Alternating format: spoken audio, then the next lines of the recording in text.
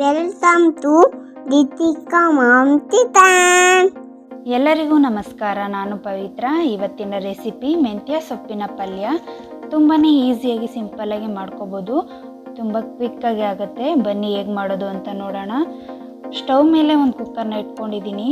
ನಾನು ಕುಕ್ಕರಲ್ಲಿ ಮಾಡ್ಕೋತಾ ಇದ್ದೀನಿ. ನೀವು ಬೇಕಿದ್ದರೆ ಬಾಣಲೆಯಲ್ಲೂ ಕೂಡ ಮಾಡ್ಕೋಬೋದು. ಕುಕ್ಕರು ಬಿಸಿ ಆದಮೇಲೆ 1-2 ಟೇಬಲ್ ಸ್ಪೂನಷ್ಟು ಎಣ್ಣೆನ ಹಾಕೋತಾ ಇದ್ದೀನಿ. ಎಣ್ಣೆ ಬಿಸಿ ಆದಮೇಲೆ ಕಡಲೆಬೇಳೆ, ಉದ್ದಿನಬೇಳೆ ಒಂದು ಅರ್ಧ ಸ್ಪೂನ್ ಹಾಕ್ಕೊಂಡು ಫ್ರೈ ಮಾಡ್ಕೋತಾ ಇದ್ದೀನಿ. ಗೋಲ್ಡನ್ ಕಲರ್ ಬರೋ ತನಕ ಫ್ರೈ ಮಾಡ್ಕೊಂಡಿದ್ದಾದಮೇಲೆ 1-2 ಒಣಗಿದ ಮೆಣಸಿನ್ಕಾಯಿನ ಕಟ್ ಮಾಡಿ ಹಾಕೋತಾ ಇದ್ದೀನಿ. ಮೆಣಸಿನ್ಕಾಯಿ ಸ್ವಲ್ಪ ಫ್ರೈ ಆದಮೇಲೆ ಈರುಳ್ಳಿನ ಹಾಕೋತಾ ಇದ್ದೀನಿ. ನಾನು 1 ಈರುಳ್ಳಿನ ಸಣ್ಣದಾಗಿ ಕಟ್ ಮಾಡಿ ಇಟ್ಕೊಂಡಿದ್ದೆ, ಅದನ್ನು ಹಾಕ್ಕೊಂಡು ಗೋಲ್ಡನ್ ಕಲರ್ ಬರೋ ತನಕ ಫ್ರೈ ಮಾಡ್ಕೊತೀನಿ. ನಾನು ಮೆಂತ್ಯ ಸೊಪ್ಪನ್ನ ಚೆನ್ನಾಗಿ ವಾಶ್ ಮಾಡಿ ಇಟ್ಕೊಂಡಿದ್ದೀನಿ. ನೋಡ್ತಾ ಇರ್ಬೋದು, ಒಂದು ಅರ್ಧ ಕಟ್ಟಷ್ಟು ತೊಗೊಂಡಿದ್ದೀನಿ. ಸೊಪ್ಪನ್ನ ಚೆನ್ನಾಗಿ ವಾಶ್ ಮಾಡಿ ಸೈಡ್ಗೆ ಎತ್ತಿಟ್ಕೊಂಡಿದ್ದೀನಿ. ಒಂದು ಸ್ವಲ್ಪ ಇಂಗು, 1-2 ಟೇಬಲ್ ಸ್ಪೂನಷ್ಟು ತೆಂಗಿನಕಾಯಿ ತುರಿನ ಹಾಕ್ಕೊಂಡಿದ್ದೀನಿ. ಈರುಳ್ಳಿ ಚೆನ್ನಾಗಿ ಫ್ರೈ ಆದಮೇಲೆ ಹಾಕೋಬೇಕು. ಇವಾಗ ನಾನು ಸೊಪ್ಪನ್ನ ಚೆನ್ನಾಗಿ ವಾಶ್ ಮಾಡಿ ಈ ರೀತಿ ಕಟ್ ಮಾಡಿ ಇಟ್ಕೊಂಡಿದ್ದೀನಿ ಸಣ್ಣದಾಗಿ. ನೋಡ್ತಾ ಇರ್ಬೋದು, 1 ಬೌಲಷ್ಟು ಹಾಕ್ಕೊಂಡಿದ್ದೀನಿ. ಇವಾಗ ಚೆನ್ನಾಗಿ ಎಣ್ಣೆಯಲ್ಲಿ ಫ್ರೈ ಮಾಡ್ಕೋಬೇಕು. ನೀವು ಪಾತ್ರೆಯಲ್ಲಾದರೂ ಮಾಡ್ಕೋಬೋದು ಅಥವಾ ನೀವು ಬಾಣಲೆಯಲ್ಲಾದರೂ ಮಾಡ್ಕೋಬೋದು, ಕುಕ್ಕರಲ್ಲಾದರೂ ಮಾಡ್ಕೋಬೋದು. ಆದರೆ ಕುಕ್ಕರಲ್ಲಿ ಮಾಡಿದ್ರೆ 5 ನಿಮಿಷದಲ್ಲಿ ನಮಗೆ ಪಲ್ಯ ರೆಡಿ ಆಗುತ್ತೆ. ಅದಕ್ಕೋಸ್ಕರ ಕುಕ್ಕರಲ್ಲಿ ಮಾಡ್ಕೋತಾ ಇದ್ದೀನಿ. ಸ್ವಲ್ಪ ಉಪ್ಪನ್ನು, ರುಚಿಗೆ ತಕ್ಕಷ್ಟು ಉಪ್ಪನ್ನು ಸೇರಿಸ್ಕೊಂಡಿದ್ದೀನಿ. ಇವಾಗ ಚೆನ್ನಾಗಿ ಮಿಕ್ಸ್ ಮಾಡಿಕೊಂಡು ನಾನು ಫ್ರೈ ಆಗೋದಕ್ಕೆ ಬಿಡ್ತೀನಿ. ಫ್ರೈ ಆದಮೇಲೆ 1-2 ಟೇಬಲ್ ಸ್ಪೂನಷ್ಟು ನೀರನ್ನ ಹಾಕ್ಕೋಬೇಕು. ಜಾಸ್ತಿ ಹಾಕೊಳ್ಳೋದಕ್ಕೆ ಹೋಗಬಾರ್ದು.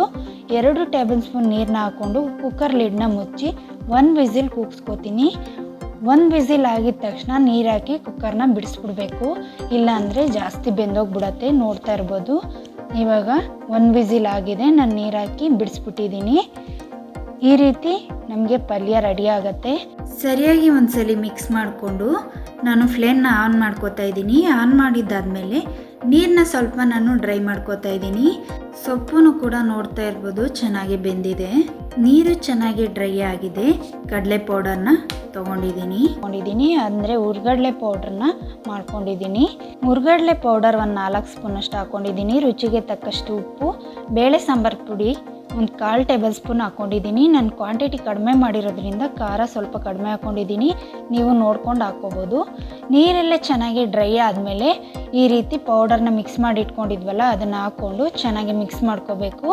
ನೋಡಿ, ಇವಾಗ ಪಲ್ಯ ರೆಡಿಯಾಗಿದೆ.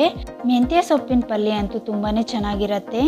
ಸ್ವಲ್ಪನೂ ಕಹಿ ಬರೋದಿಲ್ಲ. ನಾವು ಕಡಲೆ ಪುಡಿ ಹಾಕೋದ್ರಿಂದ ಸ್ವಲ್ಪನೂ ಕಹಿ ಆಗೋದಿಲ್ಲ.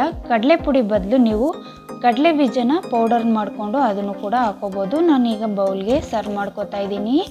ಮೆಂತ್ಯ ಸೊಪ್ಪಿನ ಪಲ್ಯನ ನೀವು ಒಂದ್ಸಲಿ ಟ್ರೈ ಮಾಡಿ ಹೇಗೆ ಬಂತು ಅಂತ ನನಗೆ ಕಮೆಂಟ್ಸ್ನಲ್ಲಿ ತಿಳಿಸಿ. ಇದೇ ರೀತಿ ಯಾವುದಾದ್ರೂ ಹೊಸ ರೆಸಿಪಿ ಬೇಕು ಅಂದ್ರೂ ಕೂಡ ಕಮೆಂಟ್ಸ್ನಲ್ಲಿ ತಿಳಿಸಿ. ಆದಷ್ಟು ಬೇಗ ಅಪ್ಲೋಡ್ ಮಾಡ್ತೀನಿ.